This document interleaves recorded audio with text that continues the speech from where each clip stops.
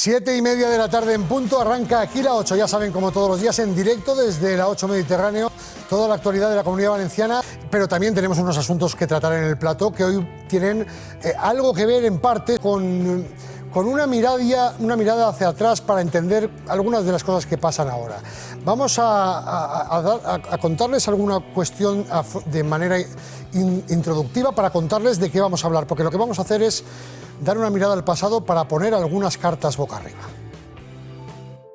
El 14 de abril de 1931, Alfonso XIII abandona España y se proclama la Segunda República. Algunos historiadores determinan su duración en 5 años hasta 1936, cuando comienza la Guerra Civil. Otros la dan por terminada en 1939, cuando Franco firma el último parte de guerra. En las elecciones de 1931, aunque en las zonas rurales donde se concentraba la mayoría de votos ganaron los partidos monárquicos, en las grandes ciudades ganaron los republicanos. Debido al sistema electoral que existía entonces en España, el voto de las ciudades tenía mayor valor, por lo que la República fue proclamada de manera popular y el rey marchó al exilio. Fueron 12 los presidentes que dirigieron el Consejo de Ministros en España durante este periodo del siglo XX, de un lado y de otro. Algunos, como Manuel Azaña o Largo Caballero, que no creían en el Estado de Derecho y fueron instigadores, o por lo menos hicieron oídos sordos, a la persecución religiosa y a la expropiación de bienes y campos. Se intensificó la violencia entre la izquierda y la derecha, estallaron huelgas e intentos revolucionarios que aumentaron la inestabilidad del nuevo régimen. Hoy la Ley de Memoria Democrática establece una barrera clara, según sus promotores, entre los buenos y los malos. Es evidente que los malos, según su versión oficial, fueron quienes se sublevaron en julio de 1936. Pero, ¿los buenos qué observancia tenían con el Estado de Derecho y con lo que hoy entendemos como un Estado democrático? ¿Es la Ley de Memoria Democrática un intento de reconciliación o una revancha? Son preguntas que conviene obtener una respuesta, aunque no siempre es fácil y aunque no siempre se encuentran los caminos adecuados para encontrar las respuestas, aunque estamos hablando de un periodo de la historia de España que está suficientemente documentado.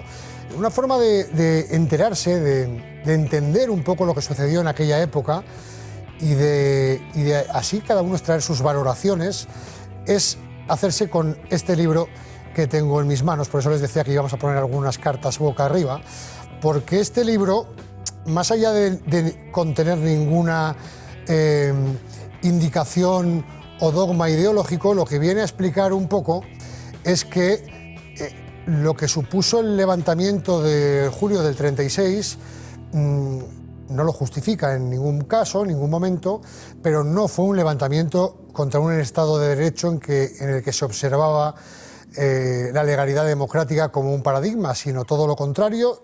Y repito, aquí en este libro está todo documentado con testimonios incluso de protagonistas de primer orden en aquel momento de la historia. Su autor es Jorge García Contey, que es un abogado valenciano y que yo creo que nos ha dejado en un libro que además le recomiendo porque se lee en no demasiado tiempo, apenas 200 páginas, pues explica un poco un periodo del que nos han contado no toda la verdad, o medias verdades. Jorge, muy bienvenido, buenas tardes. Muchas gracias, Nacho.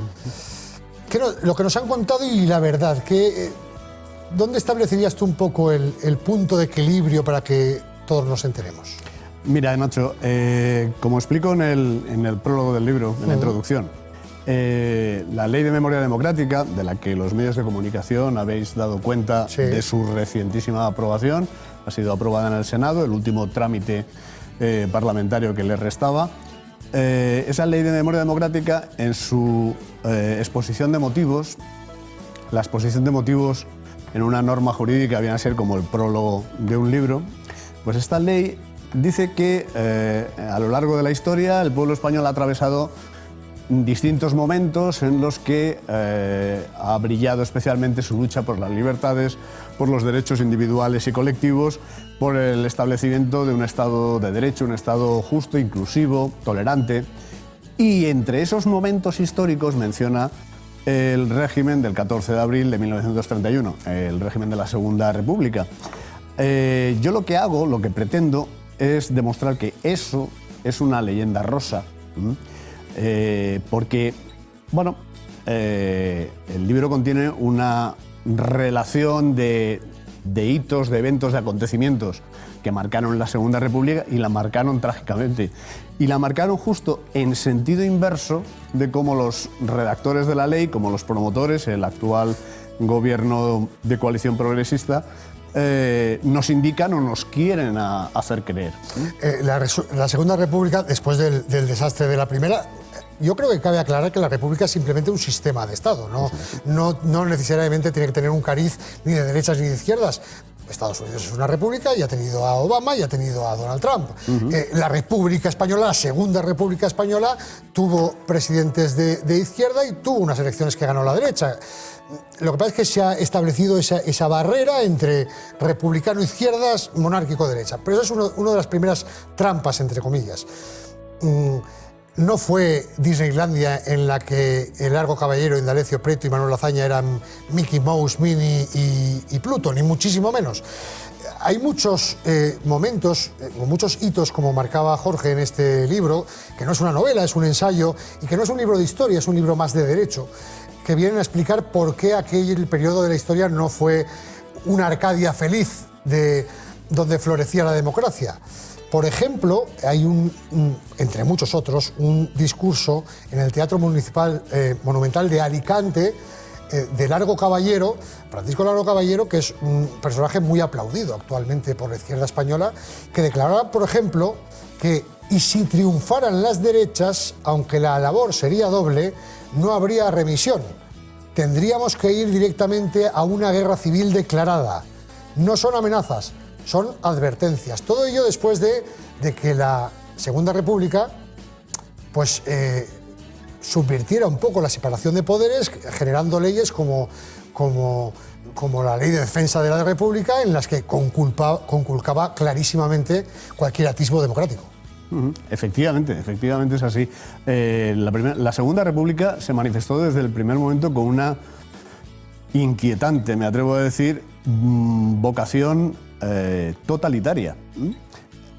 Hay leyes, desde el momento de su instauración por un procedimiento irregular, antidemocrático completamente, surgida de unas elecciones municipales de las que en lógica democrática no puede surgir más que concejales, alcaldes y ayuntamienos. Y también es verdad que colaboró Alfonso XIII marchándose desde Cartagena y dejando un vacío de poder, claro. Es verdad. Y fíjate, yo que no soy una persona de especiales convicciones monárquicas, también te digo que yo comprendo la actitud de Alfonso XIII porque fue amenazado él y su familia en su integridad física si no abandonaba España de inmediato.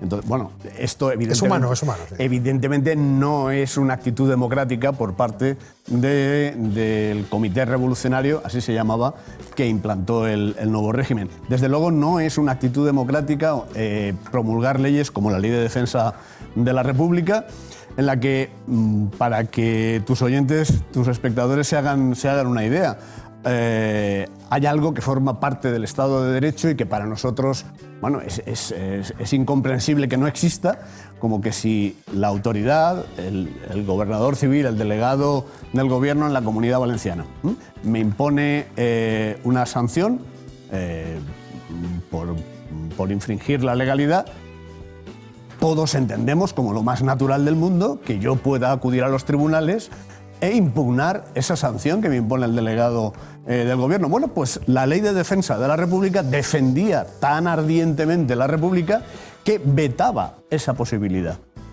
Las sanciones de los gobernadores civiles o del ministro de la época eran absolutamente inatacables. Y esas sanciones no se limitaban solamente al terreno económico, sino que servían para limitar los derechos políticos, de reunión, de manifestación, de prensa, incluso los derechos sindicales, como por ejemplo el de huelga. Esto es lo que hacía la Ley de Defensa de la República. Sería muy largo, pero algunos detalles más. Se podían incautar bienes sin la participación de un juez, sino porque el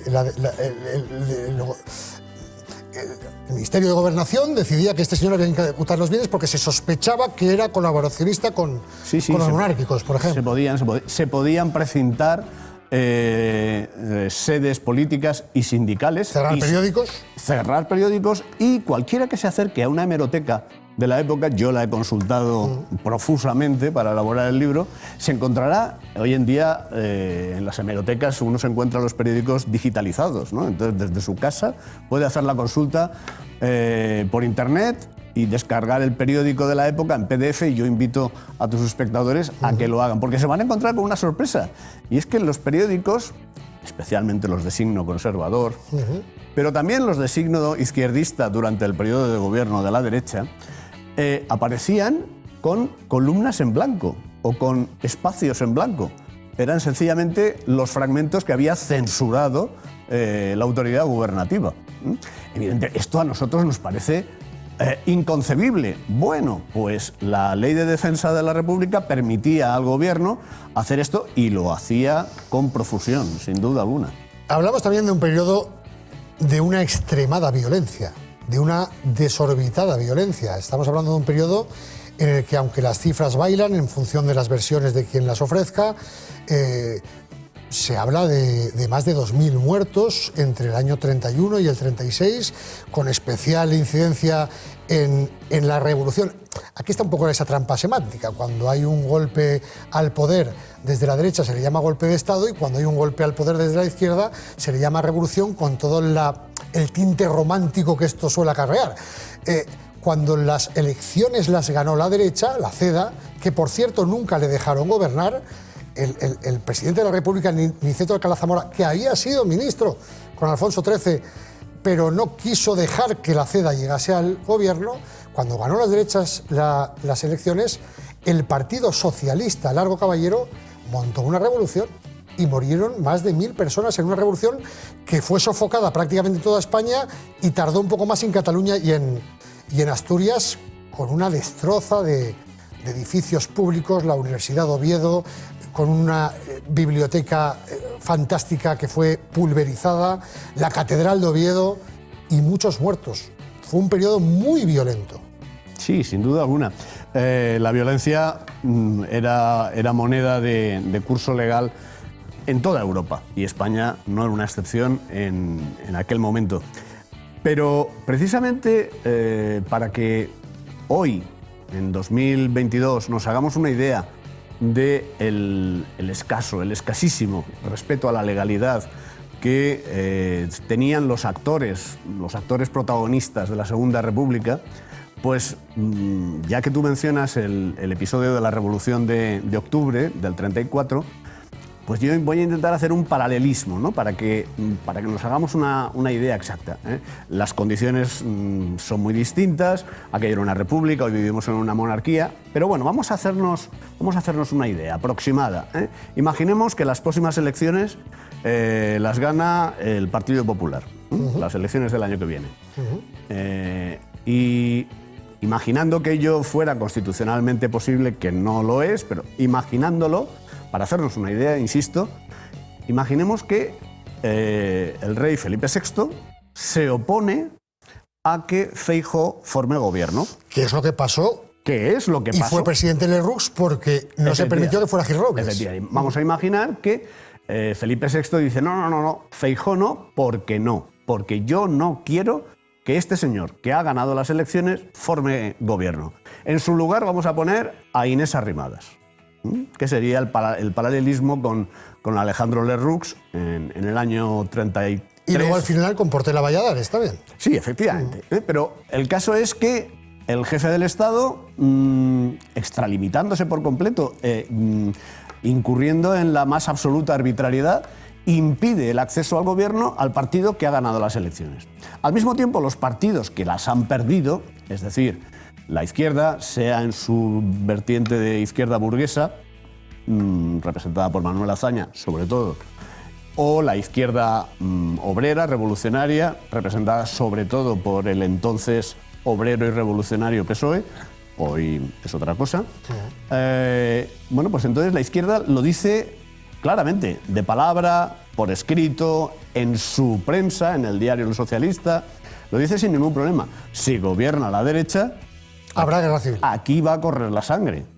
Bueno, pasa el tiempo y efectivamente ocurre esto, que los partidos que han ganado, el partido que ha ganado las elecciones, la CEDA, pues insiste al presidente de la República. Reclama lo que ha ganado. Vamos a ver, que es que quien ha ganado he sido yo.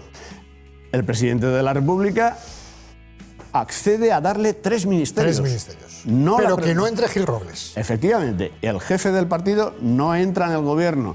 ninguno de los ministerios es especialmente relevante, y desde luego no es la presidencia del gobierno. Y efectivamente, a los pocos días de producirse ese relevo, la izquierda, fundamentalmente el Partido Socialista y en Cataluña Esquerra Republicana, se alzan en armas. Se trata de una revolución violenta, una revolución en la que se derrama sangre, 3.500 muertos aproximadamente.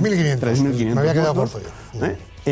Bueno, pues este es el respeto a la legalidad republicana, a su propia legalidad republicana, que profesaban los actores políticos del momento. Las casas del pueblo, las sedes del PSOE, eran arsenales de armamento para armar a la población. Sí, sí. Así fue, no está documentado, no es nada. Efectivamente, yo en el libro ofrezco abundante documentación extraída de la prensa del momento. Sí, está claro. Vamos a poner punto final a esta conversación, para mí interesantísima, con Jorge García Conté, y espero que para ustedes también, con la guinda del pastel.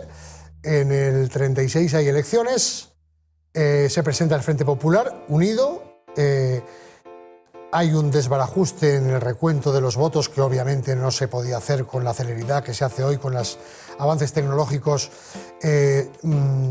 Hay un lío de actas tremendo, incluso militantes sin ninguna sospecha de ser afectos a la derecha, como Salvador de Maradiaga, reconocería que los resultados que se dan de aquellas votaciones no son los que proclama el Frente Popular, pero el Frente Popular, en cualquier caso, como había hecho ya en el 31, pues sin acabar el recuento y sin acabar nada, pues se hace con el poder, y ahí empieza pues lo que sí que de verdad fue una orgía de sangre que se le va de las manos a Azaña, que el propio Azaña, y en este libro está, no voy a ser capaz de encontrarla con el poco tiempo que tenemos, hay una carta que dirige a su cuñado e íntimo amigo en la que reconoce que se le ha ido de las manos, que se están quemando iglesias por todas partes, que se le está adelantando la derecha, la izquierda revolucionaria más allá de sus atribuciones, y la guinda del pastel, como decía, es el asesinato de Calvo Sotelo. ¿Que Calvo Sotelo era un tipo demócrata? Obviamente no. El problema es que la ley de memoria democrática lo que pretende contar es que los que lo mataron sí lo eran. Y los que lo mataron, y además está documentado también, eran miembros de las fuerzas de seguridad del Estado y miembros del Partido Socialista, que van a casa de Gil Robles y al no encontrarlo van a la casa de Calvo Sotelo, lo sacan de su casa, se lo llevan en un coche y le descerrajan 2 tiros en la nuca.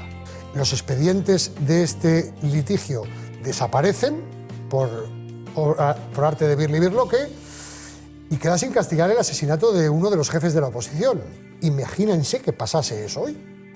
No hace falta poner nombres, pero este es un poco el colofón a un periodo que, y de eso se trata el libro, si de algo no tuvo fue de democrático, Jorge.